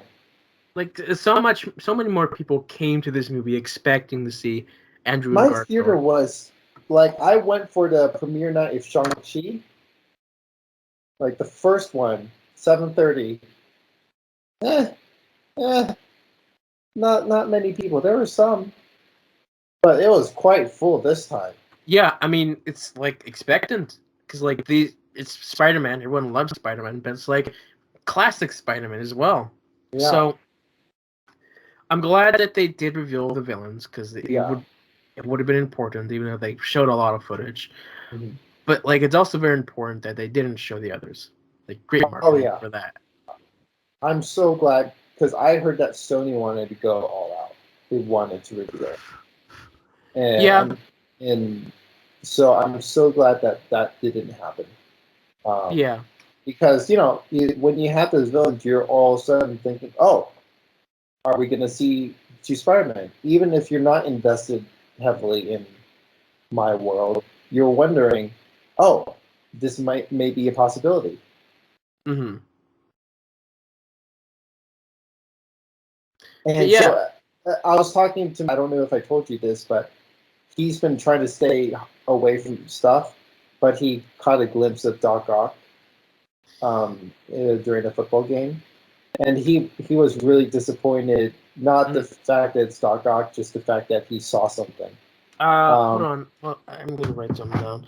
But yeah, keep talking.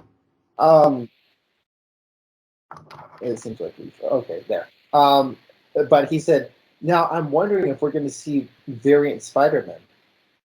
And the way he said it made me think he doesn't believe that we'll get. Like, I bet he's entertained the thought, but I still feel like he doesn't believe it. He definitely has entertained the thought. I can guarantee that. Oh, I believe so. But still, just like the fact that he said variant Spider-Man instead of specifically saying Garfield or Maguire. Mm-hmm. So, man, I'm really curious his reaction. Because I will say, No Way Home for Maguire or Garfield haters makes both of them more likable. Sure, yeah. So I hope that he'll appreciate Maguire more after No Way Home. And I still believe that many people are blinded by nostalgia by the Maguire movies, but they have a lot of merit, especially after watching them a second time through and like, okay, I can appreciate them a little more. Right. I also like thinking back about it. I feel like the Maguire ones were more of a timeless version because it was still done within the time period where you could do it in modern times and it would be timeless. Versus today, because we have social media, that's drastically changed how we view things. Yeah. And it's very dated now. Mm-hmm. When you watch, like, even Andrew. But so I still feel that Maguire is timeless. Even there's a couple things that aren't, but mostly because of the decisions that they did, it worked out timelessly. But yeah, this is like a year of all these leaks, rumors, so much stuff. Every week we talk about new stuff. Oh, honestly, we're done. Now it's done, and I was like, okay, what now? What do I have to look Doctor Strange now? Yeah, but there's like nothing really about that except like the idea of the X-Men. But even then, there's like nothing about that. So, and that's not as big of a deal as seeing the Spider-Man, right? Because we see the X-Men a lot, really. Mm-hmm. The last time we saw them, we saw like Hugh Jackman if he comes back. We'll see. Like he was his last. If they brought back Doc Ock, they can bring back Hugh Jackman. You know Yeah. Like his last movie was 2017, which wasn't that long ago. Even the others, 2014 would have been the last time we saw them. So, okay. Question: would you want to see Hugh Jackman back? Because here's the thing: I haven't seen Logan, but I do hear it is one of the best movies or whatever. It's the ending or whatever. It's an ending to his character. Like it's meant to be like this is my last role as this character. Mm-hmm. would. So would him coming back in Multiverse of Madness defeat that movie? The impact of that movie? Because you could argue bringing RDJ back would not work. Definitely RDJ, especially like since it's still so recent. Yeah. No, for Hugh Jackman, if you bring him back, if they decided to do like a younger version of his character, I wouldn't mind it. Okay.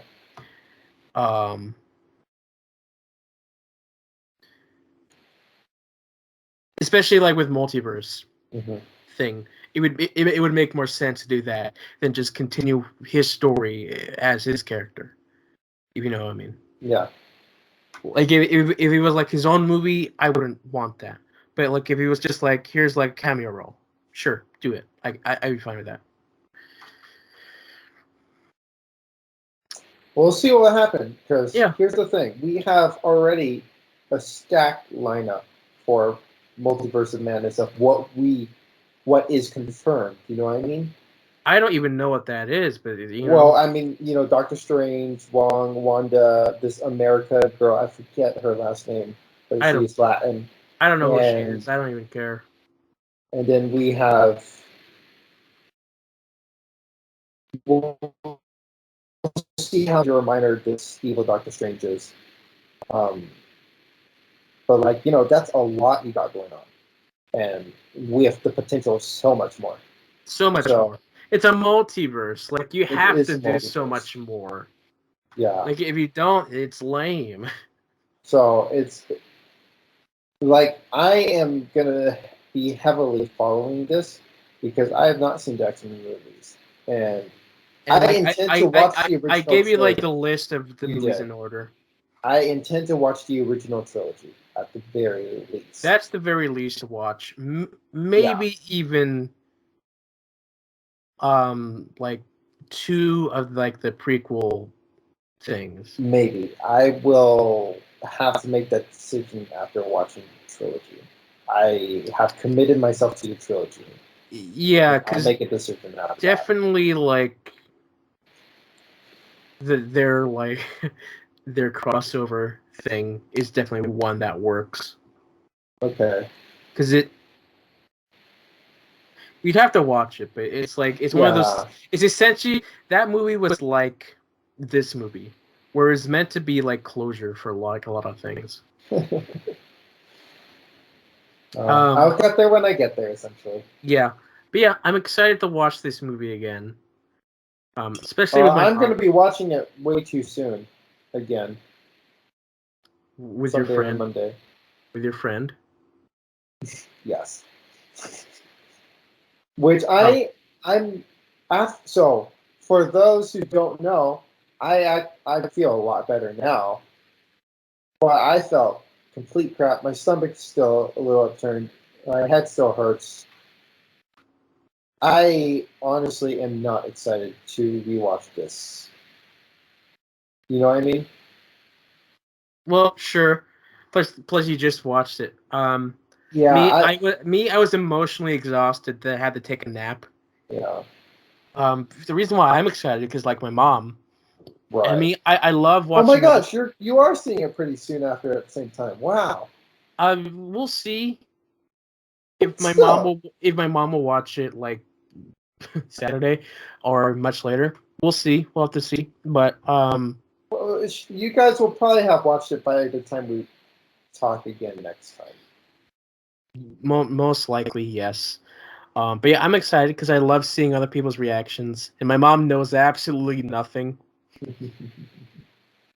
Even though she's like not a diehard, she'd still be like, "Oh, hey, it's that guy." Yeah. Man, I am so excited to watch my friend's reaction. Mm-hmm. Man. Yeah, so that's exciting. Um, I can't wait to be a dad and just showing movies. Seriously. I know. I think about that all the time. I just I've been think it'd be thinking about so that a lot great. recently. You're like, I oh, what I am gonna do is after Endgame we watch Loki, and okay, then we take a trip through multiverse movies, say yeah, Maguire and Garfield stuff. yeah. I don't know if I have to show my mom the movies again. Mainly the Spider-Man movies again. Okay, this disappointed me though. So on Disney Plus they have the Marvel Legends series. Mm, They don't have one for Spider-Man. Now, obviously, I wasn't expecting one for Garfield or Maguire, but I was expecting one for Holland. I also understand the fact that it's a little complicated with Sony, but also they had one of those episodes where they featured footage from The Incredible Hulk. they're working. I know that they're working on They something. signed a deal in April. They're trying to. like get that thing put together. Yeah, hurry up. Also, by the way, confirmed I Am Groot is going to be on Disney Plus this year. This year. Yes, I was surprised about that. This year. Yeah, they announced that today. They had like a little sizzle reel or something. That thing. Okay. My bad, not this year, next year, but 22, which is essentially this year. Like I was thinking, My bad. I am so like, sorry. This year, like we only have like 2 weeks left. Like there's no footage whatsoever. Yeah. No, when you said the I Am Groot thing, I thought you were talking about like the Guardians of the Galaxy Christmas special. It's like, what? They never teased that this year? What are you talking about? That's too soon. I'm so sorry. No, that makes more sense. I Am Groot in the Christmas special next year. That is crazy. I thought they were going to wait for I Am Groot until after Guardians of the Galaxy 3. You know what I mean? Sure. But I'm going to assume that I Am Groot is going to be a not canon show. Sure. We'll see. But yeah, no, this was a fun movie. So for the most part, very satisfactory. I don't want to have to watch through all the other movies again with my mom. Even though, like, I know that she's not going to remember plot details at all. On one end, good for her. On another hand, I hope she remembers enough to enjoy this movie. Like, here's the thing. I know that she will recognize the actors. Good. At least for Toby. Maybe not so much for Andrew, because I think she's only seen those once. Again, there's only 3 Spider-Men, so she has to be able to say that. She'll recognize Andrew. I can guarantee that. But like the villains, not so much. Like the plot details of maybe Gwen dying, probably not. Other stuff, but it's like I don't think she really cares. Like she just wants to enjoy some time. Yeah. With me, so that's the reason to watch it. But yeah. Please. Maybe this Saturday, maybe some other time, we'll see. Well, you let me know when that happens. Yes. Anything else we want to add? Finalize? No, I am dying. I need to recover. Yeah. So yeah, I want to peace out. Okay. Wow, it's been a 2-hour call. So I know.